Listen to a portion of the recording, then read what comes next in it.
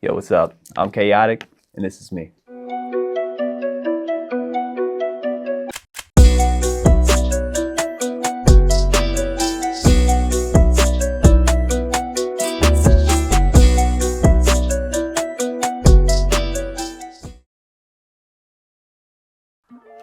Ooh, that's a deep one. So we starting off crazy. What inspired me to start making music is depression. I've always dealt with crazy thoughts ever since an adolescent. It never really stemmed from anywhere other than being in a household surrounded by drugs, mainly. There was a lot of addiction that was in my family growing up, and so like a lot of those dark places, I questioned death a lot as a kid, and pad just felt natural to me. I listened to a ton of rap music all through my life, but I didn't start writing rap. It just kind of like became a natural transition from poetry, which is where I started writing. And yeah, ever since then, it's just kind of been like a love-hate relationship. Whatever kind of emotion I feel, I just go to a notebook. And that always helps me kind of sort my shit out. It turns into something cool at the end of the day. Definitely like old hip hop. I love Nas, Rakim, Big L. Those are people you'll hear constantly in my playlist. And some Erykah Badu, Earth, Wind, and Fire. I love R&B, soul, because that's where my music comes from, is from the heart. Everything that I'm writing, everything that I'm talking about is just like a lot of shit that I'm going through either with my soul, my spirit, or my mind. So I listen to a lot of people that influence like that. Obviously Eminem.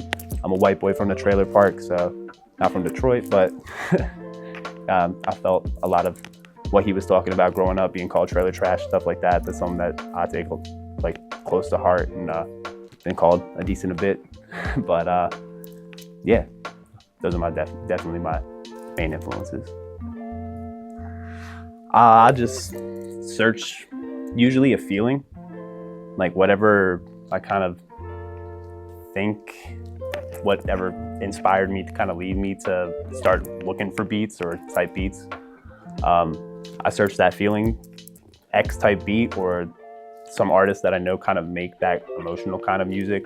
Isaiah Rashad, Erykah Badu, Aaron May, some names that I didn't say last, but I listen to a lot of their beats because a lot of them like lo-fi, and I hear a lot of that soul come through instruments like pianos, wind instruments, things like that. Anything that's just really powerful on a song, I kind of just interpret that as a feeling.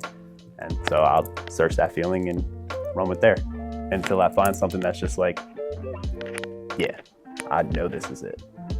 Definitely like early 90s to early 2000s, I think are like some of the most raw music. And it wasn't, at the time, it wasn't so like divided. Everyone was still trying to, I feel like there was more love in the game and stuff that you were writing. It wasn't like a huge industry because everything was still kind of new, you know what I mean? It's only been around for 20-ish years. The game hasn't really been broken up as wide as it possibly can. Like now there's so many subgenres of rap, but before it was just hip hop artists writing things like I like to write, which is poetry and conscious, just soul over some drill break beats. And so that's the shit that I love.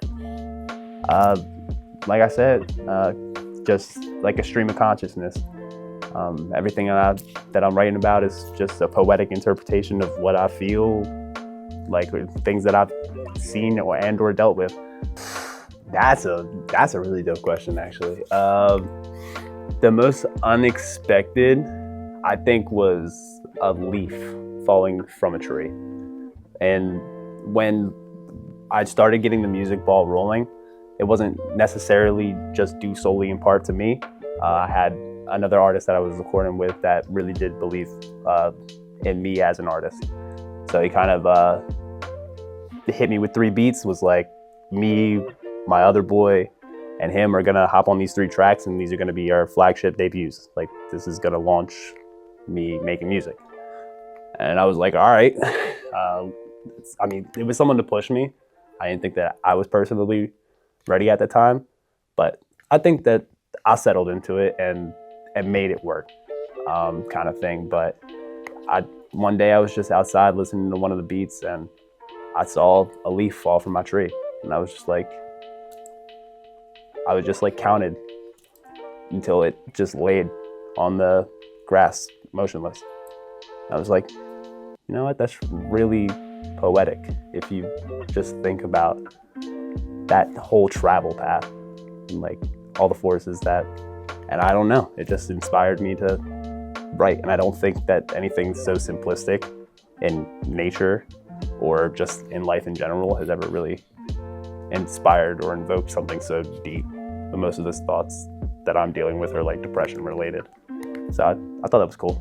It's all inspiration. I want to just make the dopest thing that I can possibly do. And I think that's everyone's job as an artist. It's just to make the dopest thing that you can make, whatever version of that thing that it is. And so for me, a lot of that comes from feedback, and I want to hear how people are interpreting my music, how people are interpreting me as an artist, how people see the things that I'm talking about, or if they even hear necessarily what I'm talking about. And I've been doing that a lot recently, just having like one-on-one conversations. Yeah, they usually start from a copy pasta, and I'm sorry from that. I don't have enough time to personalize a ton of messages for everyone, but I want to hear from you. So the base thing is a copy pasta. If you decide to interact with it, you decide to. Not everyone really has, but the people that have, I've enjoyed hearing what people have to say, from like people really breaking down the music to people just being like, I don't really listen to this genre, but you sound good, so that's cool. Every person that I get to have that interaction with or hear what they have to say about my project just inspires me to make more. And recently, that's been like a snowball for me. I mean, I've since talked to probably like 600 people just to be like, hey, I hope you have some time to listen to music. If you don't, it's cool. And after getting all that feedback, I wrote 4 songs that I think are pretty good. It'll be a while till they come out, but I wrote those just fueled off that hunger. So I want to say thank you to everyone who's ever given me feedback on music, and to the people who've given me that feedback before I even started posting, like just as a freestyle at a party, or just like spitting a couple bars before games, like with my teams back in high school. Like I used to rap a freestyle before we went out my senior year for basketball, and all that feedback in that locker room, like all those times that I've ever had an interaction with people, it just fuels me to make the next thing, the next dope thing, the next dope thing, get it better, make it better. Well, I'll give you both. Locally, Mira Fontaine is someone that I listen to that's right around the way out in Camden. And I fucked with a lot of his stuff growing up. Everything from like the Camden freestyle to his newer stuff off of the I don't remember the album name, but it's Black Border Purple Face. I remember what it looked like.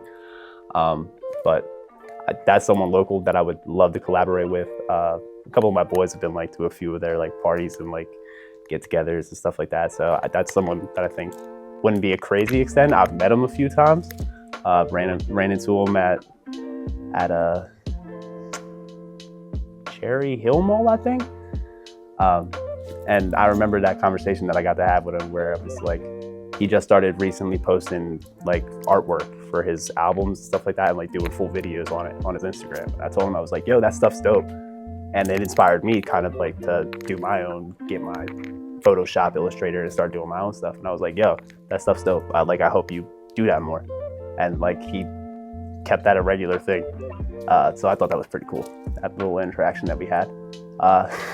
And I hope to receive stuff like that too, going forward. Like I said, all those interactions just fuel me to make dope projects. So I hope that was one thing in his stepping stone. And then for outside of this, Eminem, Kendrick Lamar, those are 2 artists that I think every person in the industry like just wants to make a song with. doesn't matter what that's, because that song could be anything. But I would just like to sit in the studio with them and just see how they create. And if it's as sporadic as I am in a studio, that would be dope. Out of what I have out now, I think Rainstorm is something that I personally love. Just one of those vibes, kick back, really make you want to smoke up with a shorty and just chill out. That's something that I love. Kind of still have a personal connection to, even though it wasn't that great of a song knowing, but I know the lyrics. I promise you there's some really dope stuff that's on their way. I'm gonna drop it right now. The song called Circles. Super excited to drop that song. And I think it's gonna do crazy when it drops, but that's probably my favorite song that I have written today. That no matter how fucked up your head could possibly get, no matter how alone you may feel, no matter where you might end up in this whole revolution that we call our life, there's always something that's going to listen. And it doesn't have to be a person. Mine was a notebook. That's something that I felt all my life. No matter how alone or how hurt or how confused or how lost or how broken I felt, there was always a notebook. And that would always be real to me. You can't lie to yourself. And I could never lie to myself through a notebook. And that was my rock. There's something out there that will hear you, that will listen to you. And you can use that to get through anything. I promise that. And that's what I want everyone to know. Through my music, through anything that I make artistically, I want that to be the message.